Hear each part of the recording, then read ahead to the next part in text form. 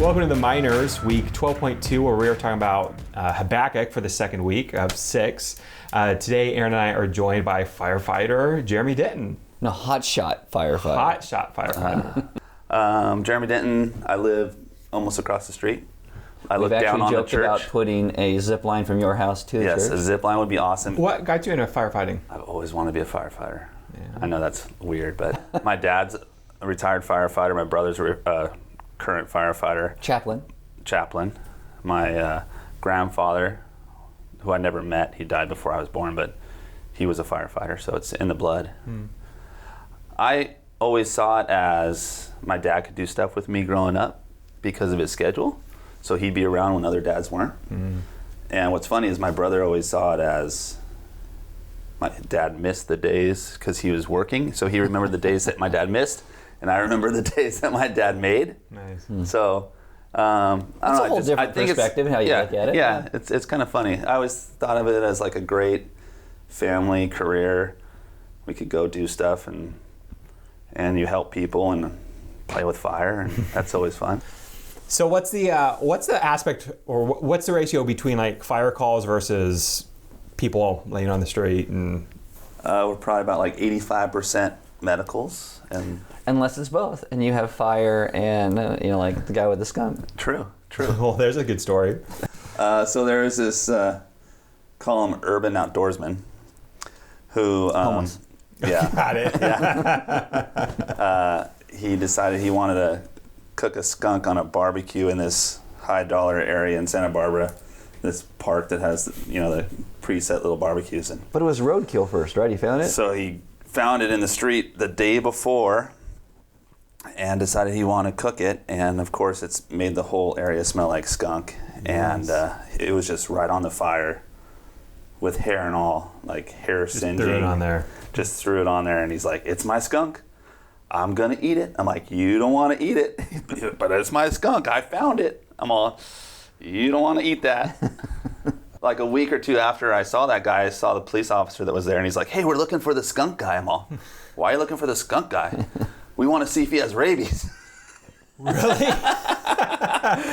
The hospital wants to know. I'm like, I haven't seen him, but I'll let you know. So today we actually hit the first full chapter of Habakkuk, and what you see is that Habakkuk is complaining about what's going on in his country, and he says, "God, are you going to do something about it?" And God says, "Yes, but you're not going to believe it if I tell you." And then he tells Habakkuk, and Habakkuk doesn't believe it.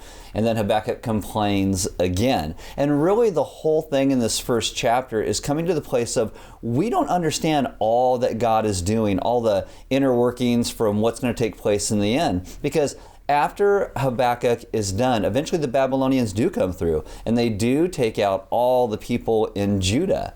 But there are some beautiful things that happen on the back end of that. Like, how can God bring anything good out of this? Well, eventually, all of those people that get dispersed, some come back and rebuild Jerusalem in 70 years later. But many of the other ones, they start to build synagogues in all these places they're dispersed. And in those synagogues, there's a lot of Greek people who start to hear the message of the Old Testament scriptures, and they believe.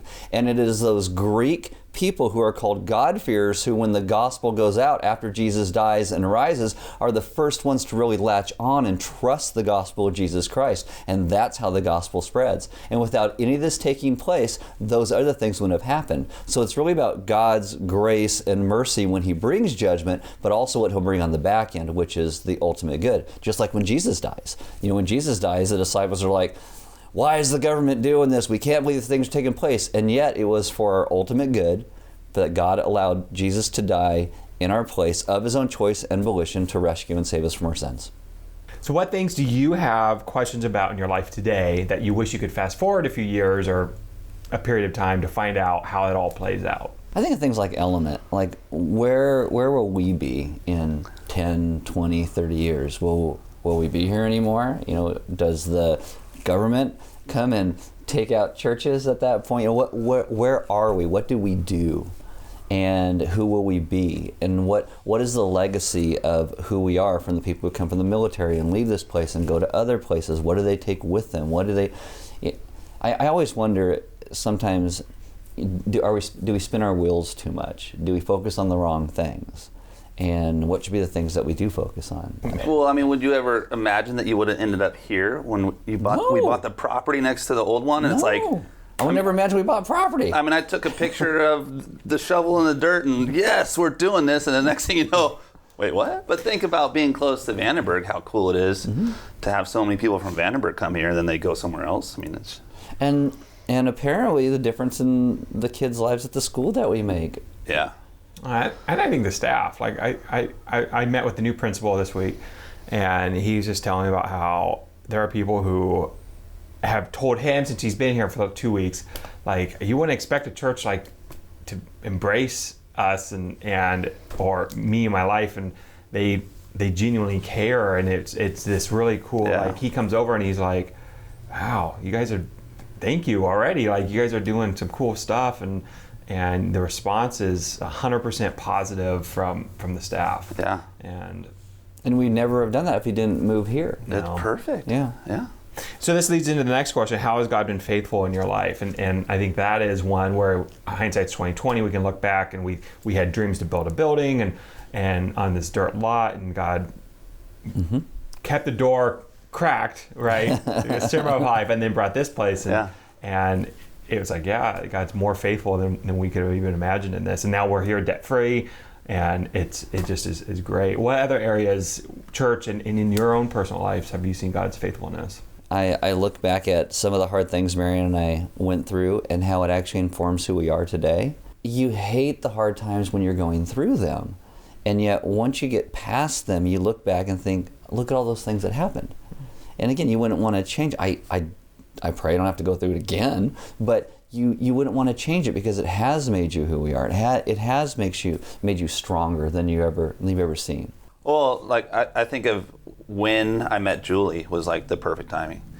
We grew up a couple miles away from each other, even in the San Fernando Valley. She moved to Agora before I did. I moved to Agora later. We knew all the same people. We would have gone to the same high school. We played for the same soccer club, ran for the same track, and just never met. And it just wasn't time. And then for me to be down when I was a hot shot, broke as could be, decided to meet up. Hot shot doesn't mean he's like a hot shot. Hot shot is a firefighter. A seasonal firefighter, and it was off season. I've seen the calendars.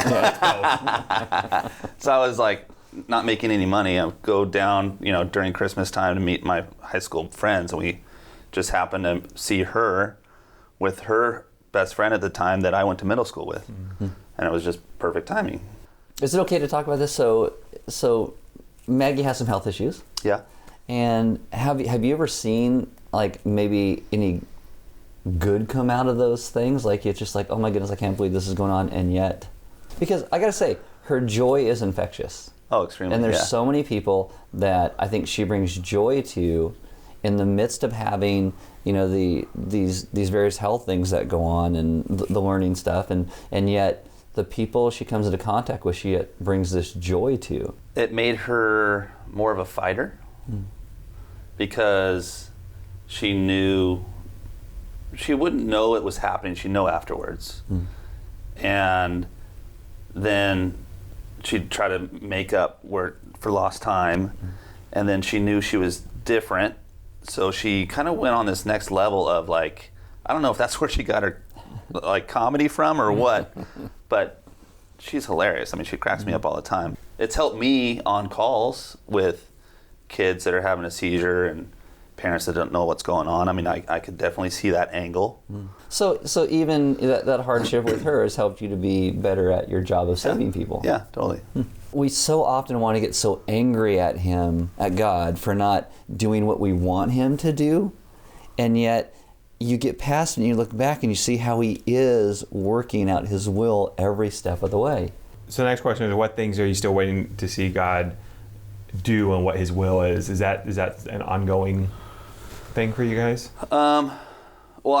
With that question, I instantly think of my kids. Like, where are they going to go? What are they going to do? Are they going to go out in the world? Are they going to stay close? We always talk about getting a career instead of a job. Are they going to settle down? Maggie always says, I'm living with you guys forever and I'm never getting married. You said, no, you're not. So it instantly goes to my kids like, oh, I wish I could see how they turn out. And I always go back to this, to element, in that I'm still waiting to see what the fruition looks like. I mean, not that we ever reach the end of the journey, because it's kind of where's the destination? Well, the destination's never here. This is just always a journey. And I think that's life with God. It's that journey. It's not a place we arrive. I mean, other than we have a relationship with Him. The disciples, when they're walking with Jesus, and they don't understand anything He's doing, because He's doing it differently than everybody else does, and they're always questioning, what's up with that? And then when He dies, same thing. It's, why is this happening? I thought that He was pleasing God. If He was the Messiah, why would God let Him die? And it's just, and then after the resurrection, it's like, oh, and that's our entire life. Our entire life is after the fact. Oh. It should be, okay, God, this does suck, but what's going to be good out of it? Or how can we enter this and make it better? You have to look at it with that positive angle of, okay, maybe I'm here because you want me to help, or maybe this happened because something that I have no idea is going to get better. I think that should be like, as a Christian, that should be how you look at it, instead of like, there's a constant hope. Yeah, exactly. You have that hope of something coming out of it. Yeah.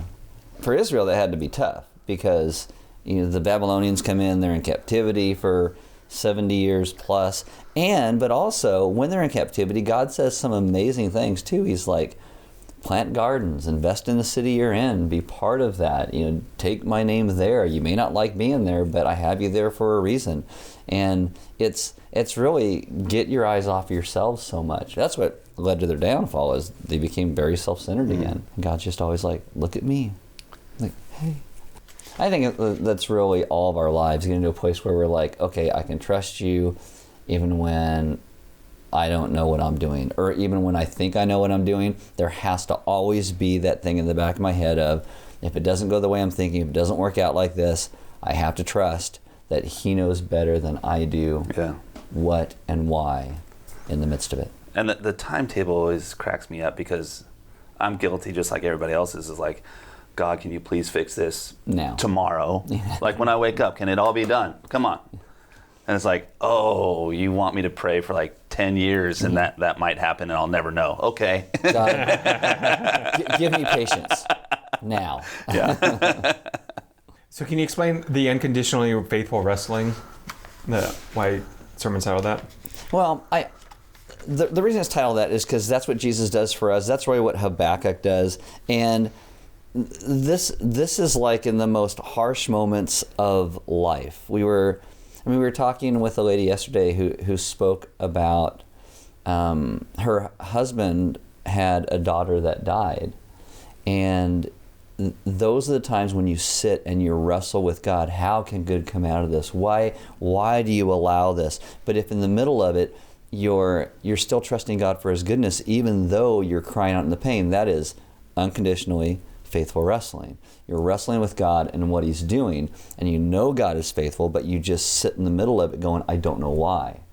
And ultimately, that's worship, right? Is responding to who God is, despite the circumstances, despite what we're going through, but giving Him the glory and being honest with who we are and what we're dealing with. So with that, we'll leave you there. No matter what happens and comes into your life, we hope that you are faithful as you wrestle through those circumstances in the ways you turn to God and you plead with Him and you take the matter to Him. Oftentimes, I don't think we do that enough. Yeah, because that's the thing, because He doesn't say, I'm done with you. He goes to God because there's no other place he knows He can go. And God's faithful in it. It may not be our timetable. It may not be the way we think about it. We may not ever understand. Yeah. Or see the other side of the issue, but He is faithful and He is good and He's worthy of all of our worship. So with that, we'll see you next week.